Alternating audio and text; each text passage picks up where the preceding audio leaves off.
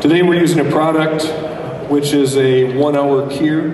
This is actually a chemical cure, so I don't have to worry about temperature or humidity.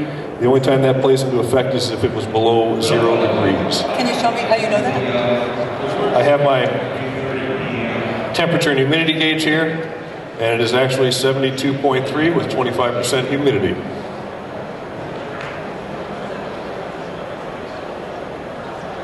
Very good. And you've got a table, or you said it's a 1-hour drive away time regardless of condition. Can you show me where that's written down? Yes. And it may be in one of the things you've already ended. Yes, it's in this product here.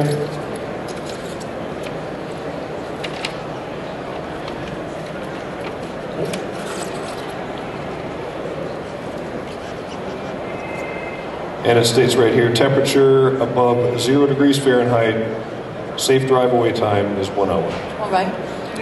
And the above 0 degrees is where we'll be sitting after you've set it. Where the vehicle will be parked. Here or outside in the blizzard? We're going to leave this one here today in the shop. If it was to be parked outside, I would have to take my readings outside because that's where the curing would take place. All right. Would be in the temperature outside. Anytime we're doing a mechanical glass, like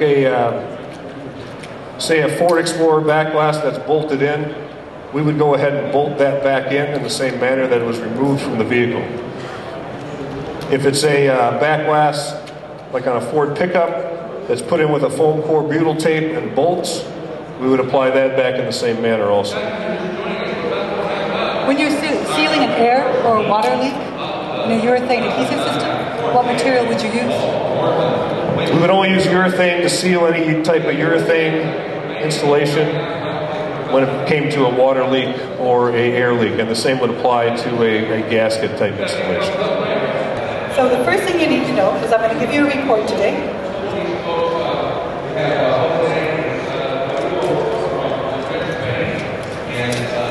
For those of you in the studio audience, what he doesn't know is there are two possible reports.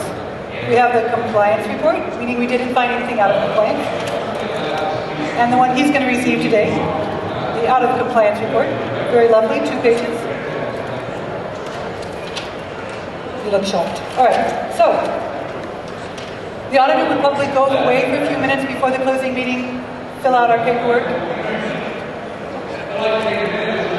bring it back with us, and say, here's your report.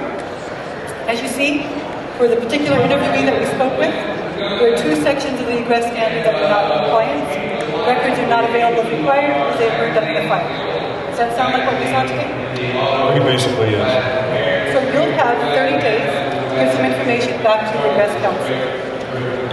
One of them is why did it happen, which I believe you've already identified. The second piece of information you'll need to say is action taken to bring the company back into compliance with the standard. Now, they're not going to expect you to go back and create all the records that you burned up.